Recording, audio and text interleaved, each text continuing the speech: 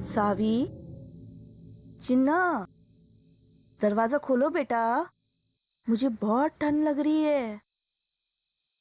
सावी, चिन्ना, दरवाजा खोलो बेटा।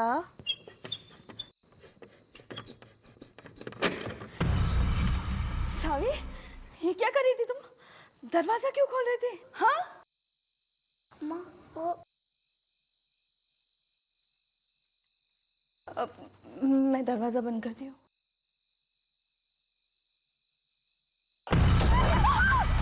सावी, सावी भाग जाओ, सावी छुप जाओ, बाहर नहीं आना, छुप जाओ।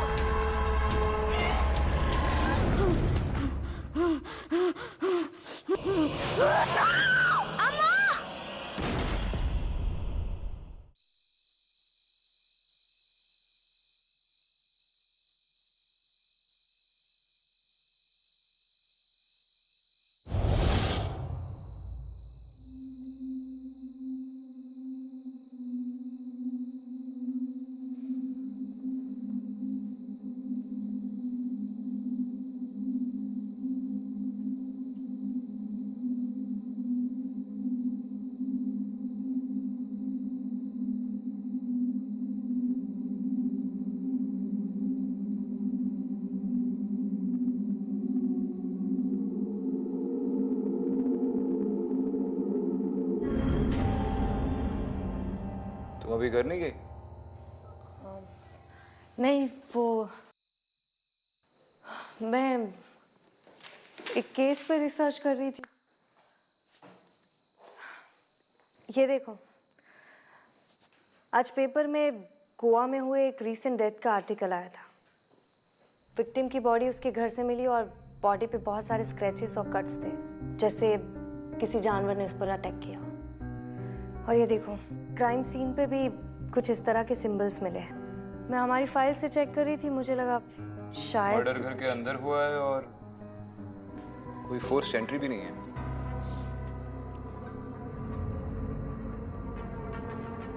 और ये सिंबल्स सुबह की पहली फ्लाइट से निकलते हैं। We should check this out. मैं दत्त सर को इन्फॉर्म करता हूँ।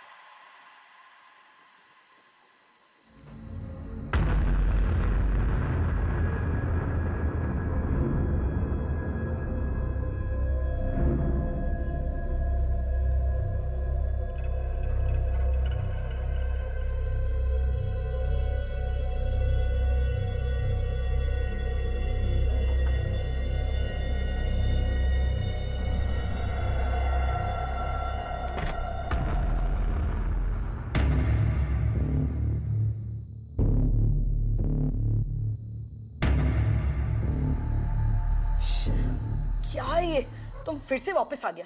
हम बोला था ना तुमको हमारे हाउस से दूर रहने का। तुमको थोड़ा भी शर्म नहीं आता है? पागल हो गया क्या तुम? पूरे कॉलोनी में अपनी बकवास लिखता रहता है। पता नहीं क्या है इस लेडी का, बता के छोड़ेगा। अब देखता है तुमको कॉलोनी से कौन बचाता है। मूव! देखता है रीमा, रीमा क्या कर रहे हैं? देखो, ये मिटाओ मत। देख, वो डॉली ने भी इसे मिटा दिया था, वो बच नहीं पाया, मर गया, वो मर गया। तुम मत मिटाओ इसे। व्हाट? तुम कहना क्या चाहते हैं? धोनी बॉस को तुम मारा, मतलब तुम हमको मारने का धमकी दे रहे हैं? वेट, कल हम पुलिस स्टेशन जाके तुम्हारे अगेंस्ट कंप्लेंट करवाएगा, फिर देखते हैं तुम हमको धमकी कैसे देते हो। रीमा मत, रीमा।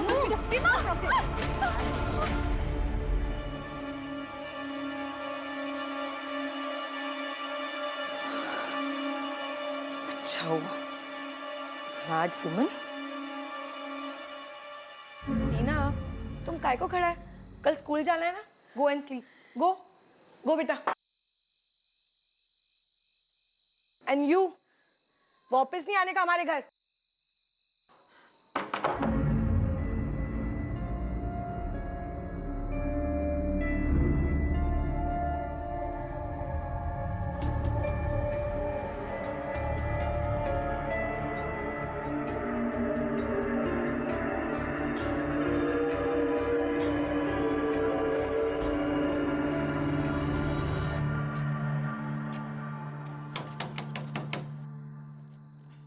रॉबर्ट,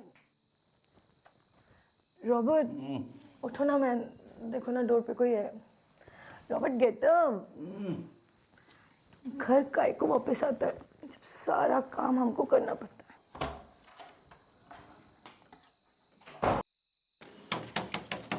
रीमा, कौन है? Who's there? रीमा मैं तुमसे बात करने आई हूँ। मुझे तुम्हें सॉरी बोलना है। प्लीज दरवाजा खोलो। फिर से वापस आ गया। आज इसको नहीं छोड़ेगा मैं। आज तो इसको बता के रहेगा। छोड़ेगा नहीं हम तो।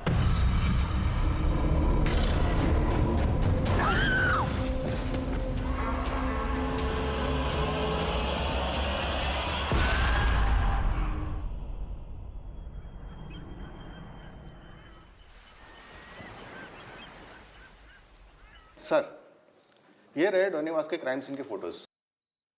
क्या आप इसी सिंबल्स की बात कर रहे थे?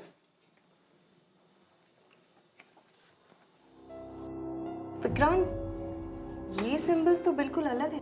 ये सिंबल्स है ही नहीं, ये तो कुछ लिखा हुआ है, शायद साउथ के किसी लैंग्वेज में। सर, मैम, अच्छा वो आप दोनों यहाँ आ गए। ये केस बहुत ही अजीब हो गया है। जिस कॉलोनी में डोनीवास रहता था, कल रात को उसी कॉलोनी में एक औरत का मर्डर हो गया है और विक्टिम का नाम है रीमा कोरिया। रीमा और डॉनी के मर्डर के तरीके में कोई सिमिलैरिटीज हैं? जी सर, दोनों की बॉडी पे जो घाव है वो तकरीबन सेम ही है। और एक बात और सर, इन दोनों के मर्डर के कोई भी आई विटनेस नहीं। रीमा की ऑटोप्सी रिपोर्ट चल रही है और ये है डोनीवास की ऑटोप्सी रिपोर्ट। सर, हमारी टीम ने चेक किया है, ये जो घाव है वो ना ही किसी हथियार के हैं और ना ही किसी इंसान ने किए हैं। तो क्या किसी जानवर के निशान है? आर्टिकल में तो यही छपा था ना? नो मैम, एनिमल एक्सपर्ट ने भी कंफर्म किया है, ये किसी जानवर के भी नाखूनों के निशान नहीं है। ये कैसे हो सकता है? सर यही तो इम्पॉसिबल है। अगर इम्पॉसिबल है तो ये पॉसिबल किसने किया? एक कॉलोनी में आधी रात को इतना दर्दनाक मर्डर और किसी को पता भी नहीं चला। इस केस के सारे क्लूज और एविडेंस फिर से चेक करते हैं। उस कॉलोनी का एक चक्कर लगाना पड़ेगा। आई एम श्योर कोई ना कोई एक्सप्लेनेशन तो मिल ही जाएगा।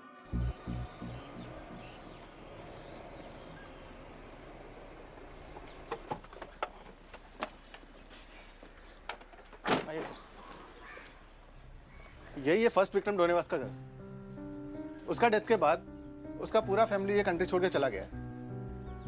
कौन कौन थे उसकी फैमिली में? मैम, उसकी वाइफ कैरन और उसका बेटा गिलबर्ट। इस गिलबर्ट की उम्र क्या होगी? सर यही कोई 6-7 इयर्स। और घर में कहीं से भी फोर्स एंट्री नहीं थी? No sir.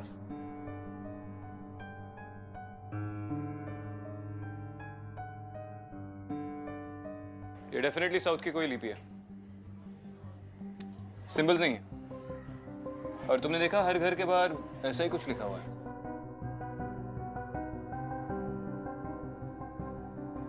हाँ विक्रांत, इनफैक्ट इसी तरह की लिपि बैंगलोर वाले केस फाइल्स में भी थी। बैंगलोर केस? 1919 के बैंगलोर मर्डर। उस वक्त भी क्राइम सीन पर इसी तरह की लिपि में कुछ लिखा मिला था। सर, और जितनी भी बॉडीज मिली उस पर क्लॉ मार्क्स थे, जैसे कि रीमा और डॉनी की बॉडी पर मिले। तो हो सकता है कि किलर ने फिर से अटैक करना शुरू कर दिया। Serial killings. सर यही है रीमा का घर।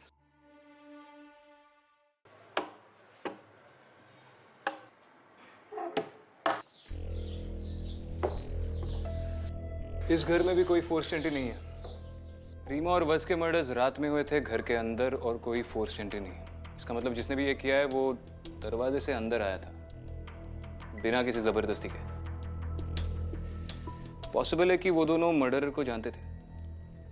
एक बार वो बैंगलोर वाला एंगल भी पता कर लेते हैं। एक काम करो, अगर इस सोसाइटी में और आसपास के सारे लोगों से पूछताछ करके पता लगा लो कि 1990 के करीब इनमें से कोई बैंगलोर में था या नहीं, शायद उससे कोई लीड मिले।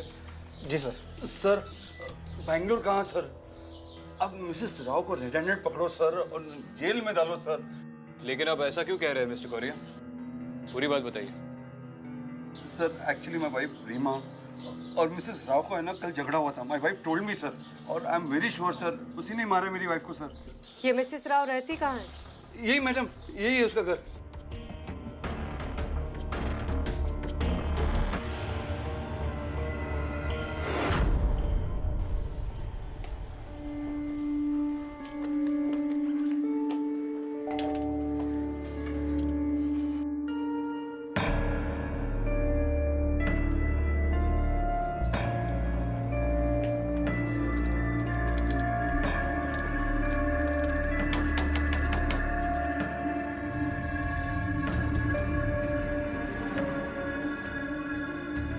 अगर जी सर। बाद में देख लेंगे। चलो। ठीक है सर।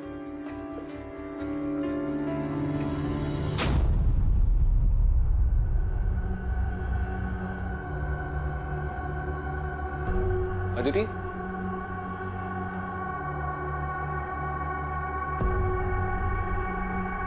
चलो।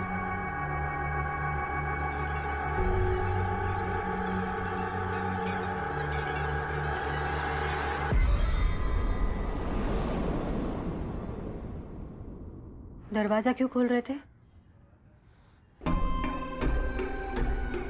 मैंने मना किया था ना, दोबारा मत करना।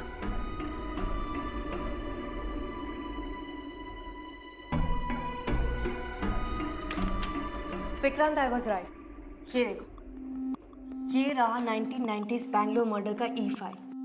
ये केस इसी लिपि से जुड़ा हुआ है। और तुम सही कह रहे थे, ये सिंबल्स नहीं है, कन्नड़ लैंग्वेज में लिखा हुआ एक वर्ड है, नालेबा, जिसका मतलब है कल आना। नालेबा। नालेबा, नालेबा, नालेबा, नालेबा, नालेबा। 1993 के मर्डर्स के बाद बैंगलोर के लोग अपने घर के बाहर दरवाजे पे ये नालेबा लिखने लगे। उनको लगता था कि ऐसा करने से वो लोग बच जाएंगे, उनकी मौत टल सकती है। तो बैंगलोर के मर्डर्स का हमारे केस के साथ कनेक्शन है। एक और बात, बैंगलोर विक्टिम में से एक औरत शुभ लक्ष्मी पे हुए अटैक को उसकी बेटी ने देखा था। उस 7 साल की बच्ची का नाम था सविता। ये रही उसकी फोटो।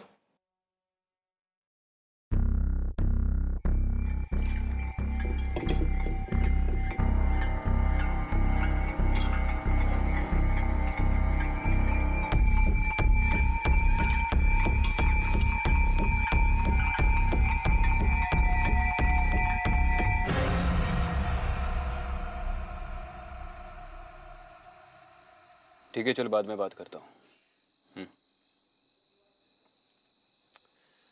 अगर बता रहा है कि 1993 में इस कॉलोनी में से सिर्फ मिसेस राव ही बैंगलोर में थी।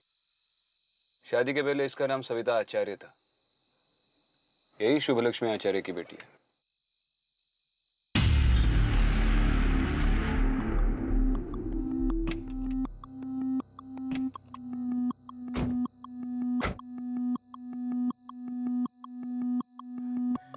मन्नू,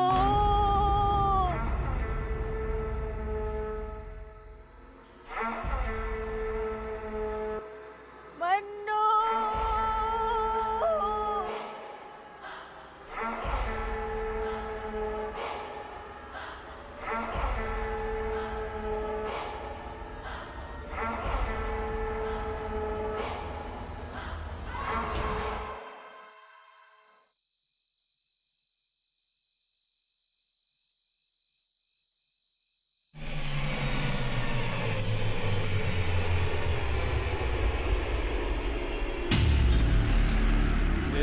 नालेबा ने तो दिमाग खराब कर दिया यार। अरे तुम यहाँ क्या कर रही हो? वहां पे वो सविता घरों के बाहर नालेबा लिख रही है। चलो।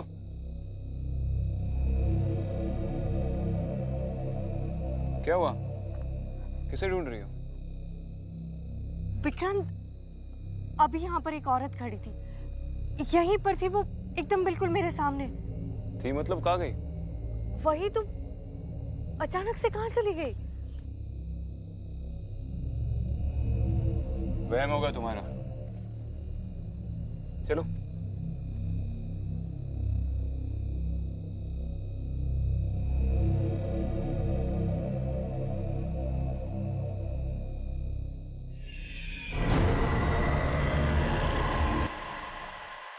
अखिल बेटा, तुम अंदर जाओ।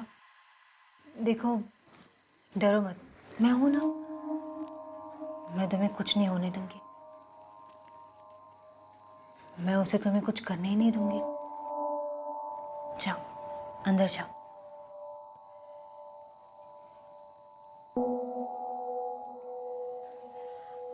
ऑफिसर, मैंने कोई गलती नहीं की है।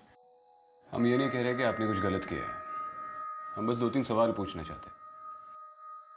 आप कॉलोनी में सबके घर के बाहर ये सब क्यों लिख रही है? मैं ये सबको सेफ रखने के लिए कर रही हूँ।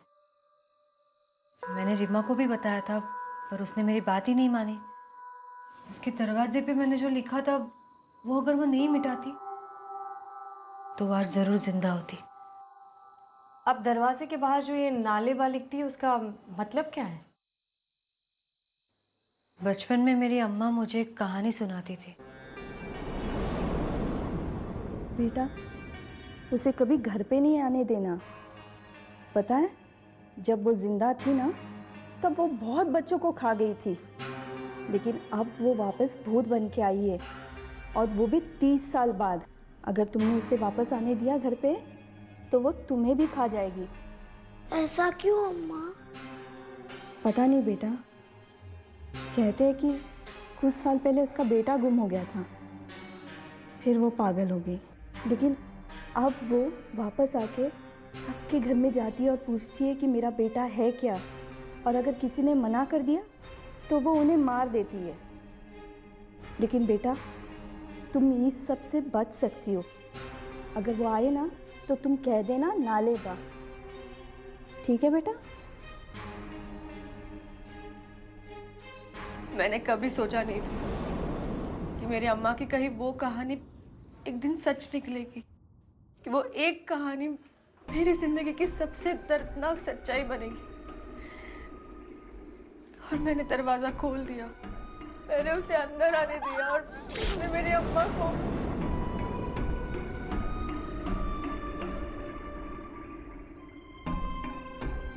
सॉरी सविता, पर क्या आप हमें बता सकती है, जिस दिन आपकी माँ पर अटैक हुआ था, तब आपने उस औरत को देखा था? क्या वो लाल कपड़े पहने हुए थे?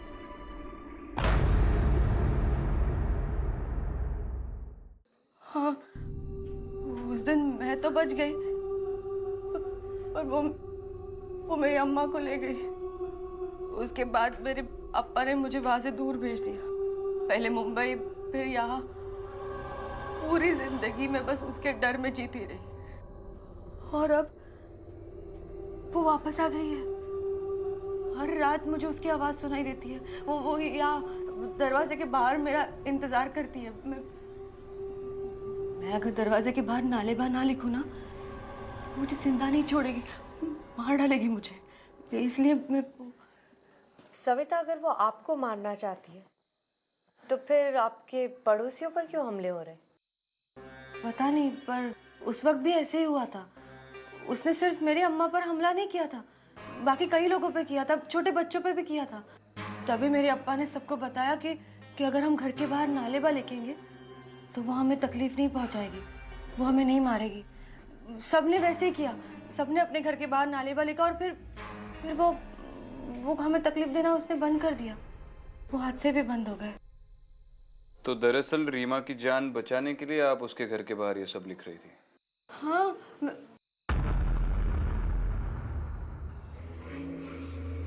आप लोग मुझे पागल समझ रहे हैं ना ऑफिसर,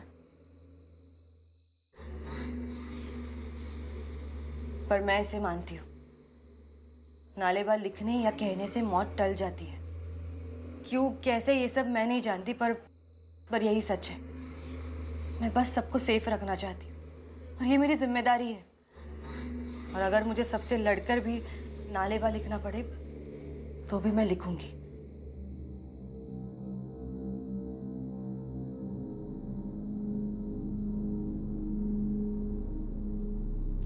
लेकिन आपके अप्पा को कैसे पता चला कि नालेबा लिखने से आप बच सकती हैं? पता नहीं, मैंने कभी उनसे पूछा नहीं, उन्होंने भी बताया नहीं। एक और बात सविता, इस कॉलोनी में कोई मन्नू नाम का रहता है? मन्नू? नहीं, इस नाम का तो यहाँ कोई नहीं रहता।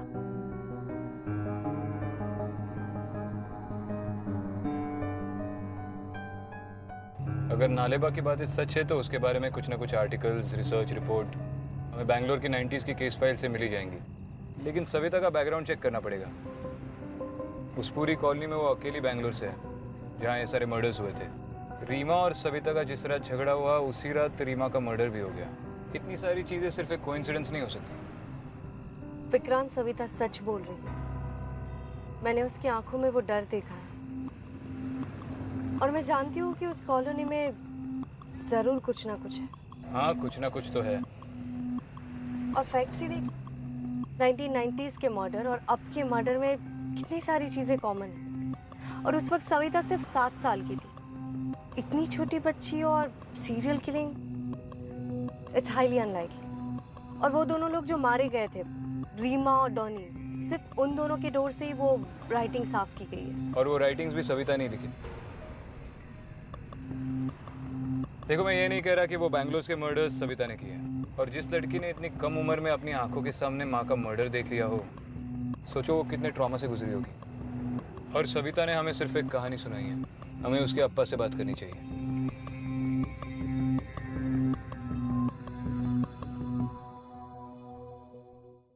ये देखो विक्रांत, 1963 में मन्नू नाम के लड़के की मिसिंग रिपोर्ट है और रिपोर्ट उसकी माँ लाली ने वहाँ के जमींदार के खिलाफ लिखवाई है। That's it?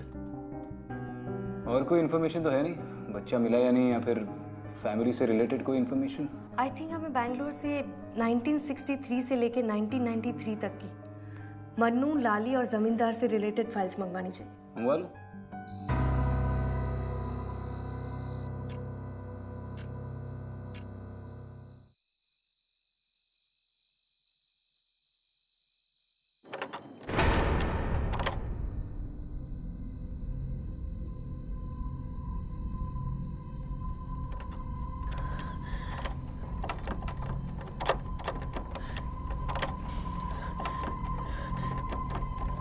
नालेबा, नालेबा, नालेबा, नालेबा, नालेबा, नालेबा, नालेबा, नालेबा। तेरे ये पागलपन की वजह से ना कितनी बार हमें घर बदलना पड़ा। फिर से तूने वही हरकतें शुरू कर दी। नहीं, मेरी बात सुनो। चुप, बिल्कुल चुप। अब मैं तुम्हारी एक बात नहीं सुनूंगा। तेरे कारण घर में पुलिस आई ना पुलिस। क्या चाहती है? जेल जाना चाहती तू? नहीं, मैं मेरा नहीं तो कम से कम अखिल का ध्यान कर। क्या क्या कर रहे हो? क्या ढूंढ रहे हैं? देखिए, ये ऐसा मत कीजिए, मेरी बात सुनिए। ये आप इसे मत मिटाइए। देखिए, इसे मिटा देंगे तो हम बच नहीं पाएंगे। कितना छोटा है, अगर हमें कुछ हो गया तो अरे हाँ, क्या होगा? सुनिए मेरी बात, मत मिटाइए इसे। रुकिए। बस सविता, चुप। मुझे पता है कि मुझे क्या करना है। तुम जाके अपना काम करो, जाके अखिल का ध्यान रखो। देखिए, कहा ना जा अंदर।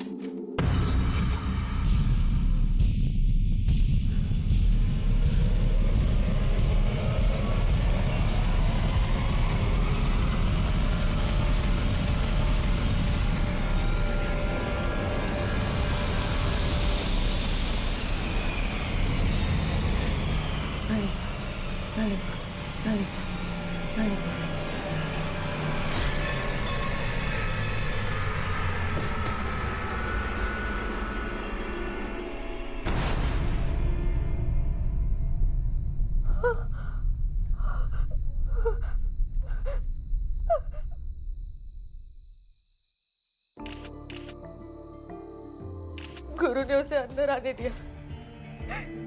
गुरु ने उसे हमारे घर के अंदर आने दिया। गुरु ने तो उन अक्षरों को भी मिटा दिया जो हमारी रक्षा कर रहे थे। एक बार भी अखिल के बारे में नहीं सोचा। उसे अंदर आने दिया गुरु ने। गुरु, गुरु,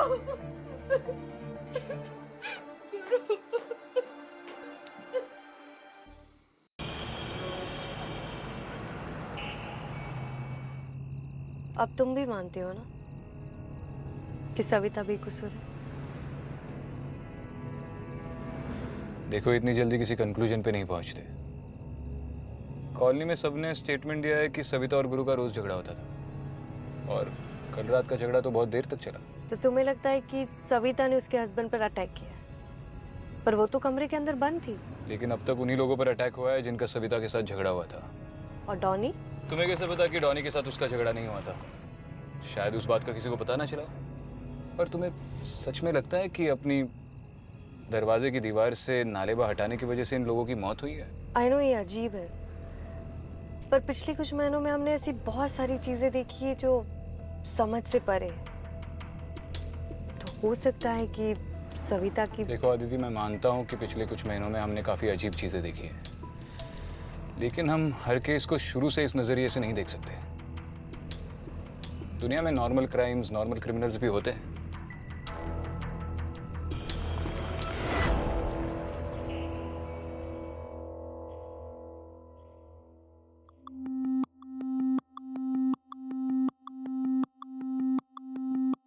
इस फाइल में लिखा है कि मन्नू के खो जाने के बाद उसकी मां लाली पागल हो गई और उसने खुदकुशी कर ली। उसकी फोटो है।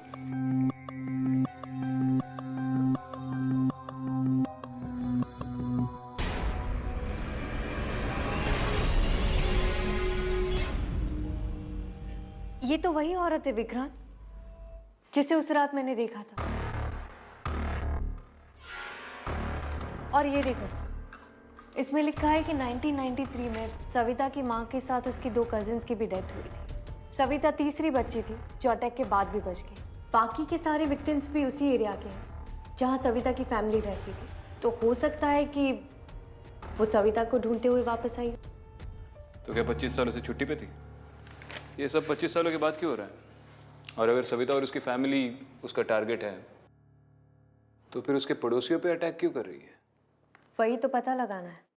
सर, एक बैड न्यूज़ है। सविता और उसके बेटे अखिल का एक्सीडेंट हो गया। कौन से हॉस्पिटल?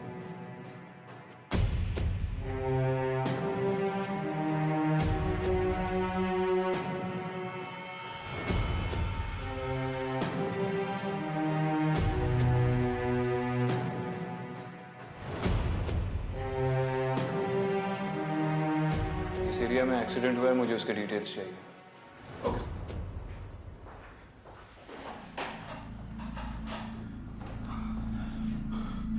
सविता। जी आप? मैं सविता का अब्बा। अखिल, अखिल बेटा, बेटा तू ठीक तो है ना? तुझे ज्यादा चोट तो नहीं आई? ये क्या? मैं एसीपी विक्रांत और ये एसपी अदिति। हम ये केस इन्वेस्टिगेट कर रहे हैं। कुछ इन्वेस्टिगेट नहीं करना है, हमें बस यहाँ से निकलना है। मैं भी अपनी बच्ची को डिस्चार्ज करा के यहाँ से ले जाऊंगा। आप इन्हें ऐसे नहीं ले जा सकते। और वैसे भी सविता इस हालत में ट्रैवल नहीं कर सकती।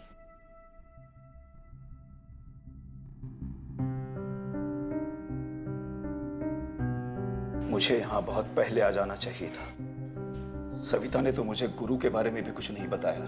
वो तो पुलिस स्टेशन से फोन आया तब मुझे पता चला। सविता और अखिल को अगर कुछ हो गया तो मैं जी नहीं पाऊंगा। मुझे उन दोनों को यहाँ से दूर ले जाना होगा। दूर जाने से कुछ नहीं होगा मिस्टर राजा, ये आपको भी मालूम है। अगर कुछ होता तो सविता के इतने बार घर बदलने से प्रॉब्लम ही सॉल्व हो जाता। देखिए, इन अटैक्स को रोकने के लिए यहीं रुककर उसका सामना करना होगा। एंड आई एम श्योर आप इसमें हमारी मदद कर सकते हैं। क्या करना होगा मुझे? आप किसी मन्नू को जानते हैं? उसकी माँ का नाम लाली। मुझे हमेशा से ही लगता था कि लाली वापस आएगी, पर मैं किससे कहता? कौन विश्वास करता है इन सब बातों पर? मुझे डर था कि वो अपने बेटे को ढूंढते हुए जरूर आएगी। मन्नू के साथ जो हुआ बहुत बुरा हुआ। काश मैंने उस वक्त कुछ किया होता तो आज मेरी बेटी की जिंदगी और उसका परिवार बच जाता। मिस्टर आचार्य, प्लीज हमें पूरी बात बताइए। मन्नू के साथ हुआ क्या था? मन्नू अपने पिता की उधारी चुकाने के लिए हमारे घर पर काम किया करता था। मेरे अप्पा बहुत क्रूर थे। मन्नू 7 साल का था।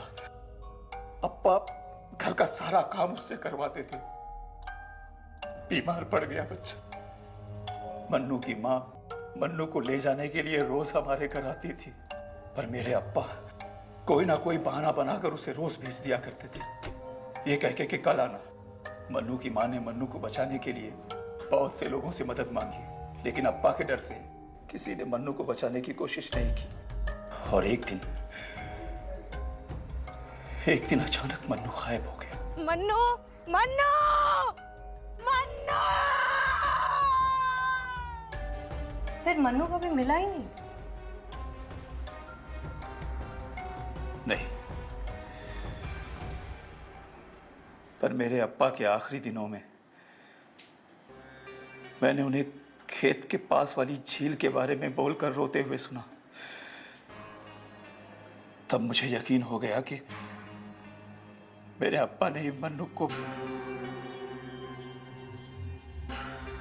उसकी मां बिल्कुल पागलों जैसी हो गई थी। लोगों के घरों पर दस्तक देकर अपने बेटे को ढूंढा करती थी, और लोग उससे कहते कि कल आना। नालेबा। फिर एक दिन पता चला कि लाली ने खुदकुशी कर ली, लेकिन मरते हुए वो ये कह गई, किसी को जिंदा नहीं छोड़ूंगी, सबका खून बहाऊंगी, किसी के बच्चे को नहीं छोड़ूंगी। उसके बाद से मेरे परिवार के, पड़ोस के बच्चे, और फिर सविता की मां की मौत।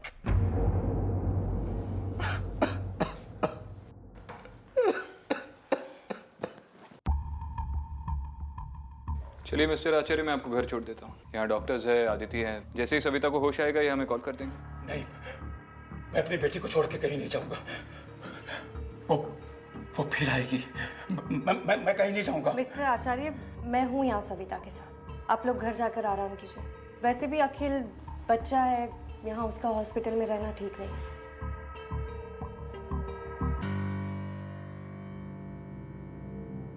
अखिल,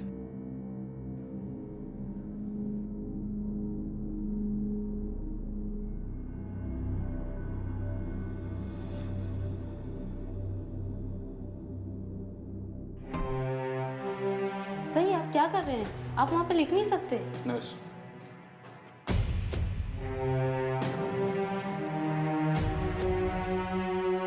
देखिए, इसे मिटाइएगा मत। अगर कोई चार्ज लेना है तो आप ले लीजिए, पर ये लिखा रहने दीजिए।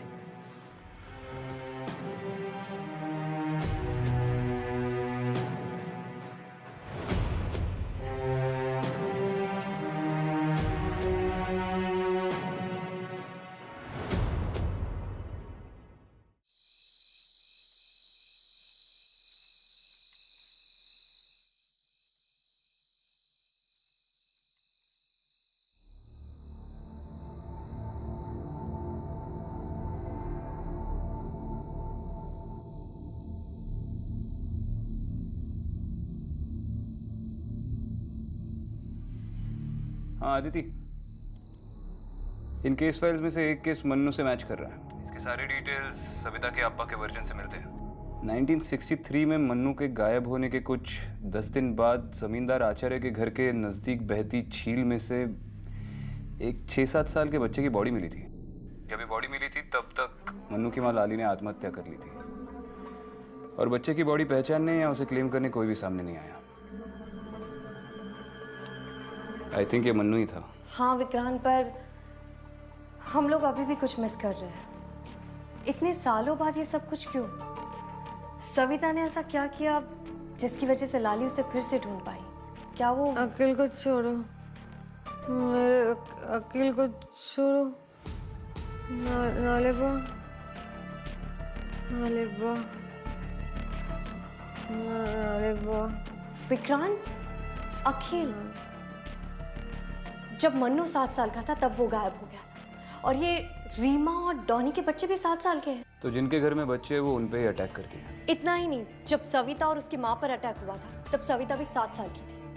आई थिंक जिस उम्र में मन्नू गायब हुआ था उस उम्र से ज्यादा ये लाली इन्हें जीने नहीं देगी, यानी कि 7 साल। जब सविता 7 साल की थी तो उसकी माँ ने उसे बचा लिया था, उसके बाद से सारे अटैक बंद हो गए। पर अब अखिल 7 साल।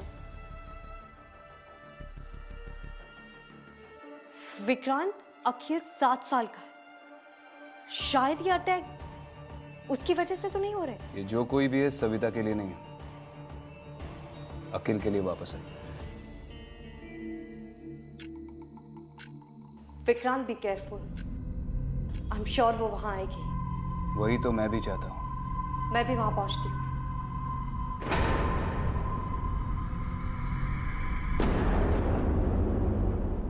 कहाँ है मेरा अकील?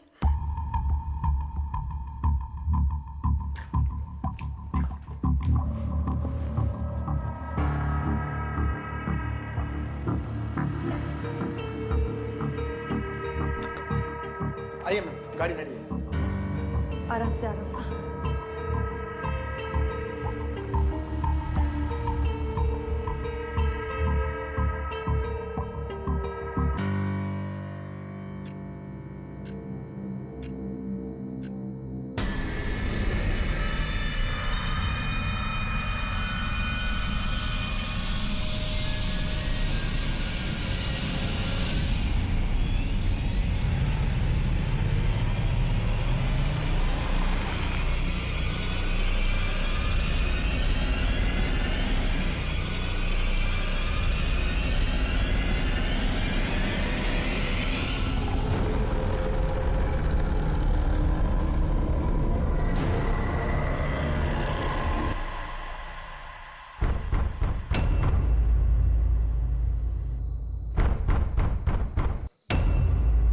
अगर कर जल्दी चलो, फास्ट।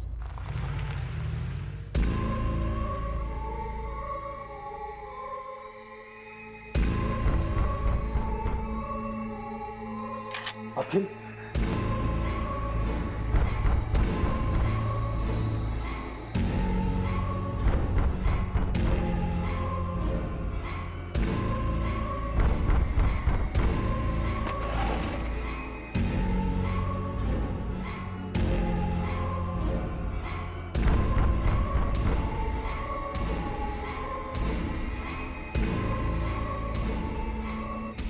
प्लीज प्लीज दरवाजा मत खोलिए, दरवाजा मत खोलिए। अगर वो अंदर आ गई तो हम सब मारे जाएंगे। वैसे भी कौन से जिंदा है आप? आज तो ये प्रॉब्लम खत्म ही करनी पड़ेगी। देखिए, ये गलती गुरु ने की थी, प्लीज आप बात समझ नहीं रहे हैं। मेरी चिंता भले ही मत कीजिए, अखिल का सोचिए। क्या हुआ? मैम, गाड़ी बंद पड़ गई।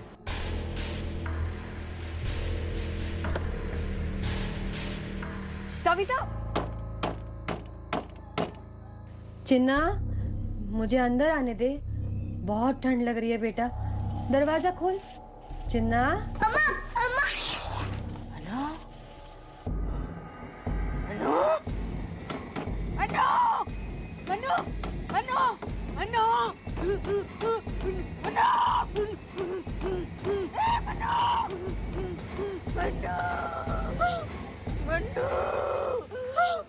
अकील, अकील दरवाजा मत खोलना।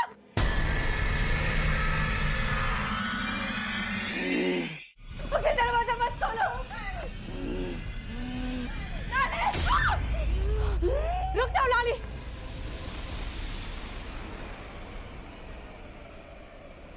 ये सब करने से तुम्हारा मन्नू वापस नहीं आएगा।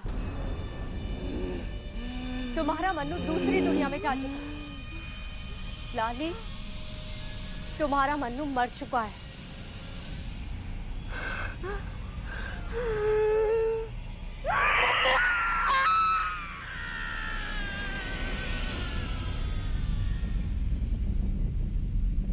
सविता, सविता, सविता तुम ठीक हो? ठीक हो सविता? नहीं अंकिल। विक्रम, इसे जल्दी से हॉस्पिटल ले जाओ। अंकिल। सविता, अंकिल। सविता, मैंने इस बार अखिल की जान बचा ली, और अगर वो वापस आती है तो मेरे अखिल को बचा लेना। सविता, मेरे अखिल को बचा लेना। सविता, सविता।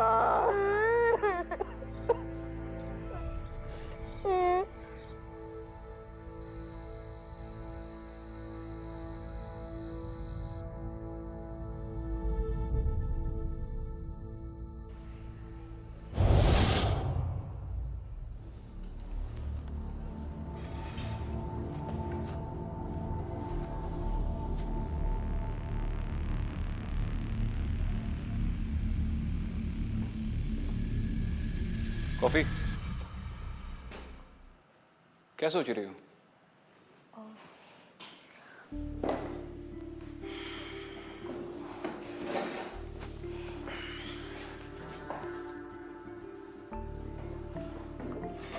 कुछ नहीं, मैं बस सोच रही थी कि लाली हमेशा के लिए अपने मन्नू के पास चली गई होगी या अपने बदले के लिए फिर वापस आएगी। मुझे कहीं ना कहीं डर है कि उसका साया अखिल के परिवार पर हमेशा मंडराता रहेगा।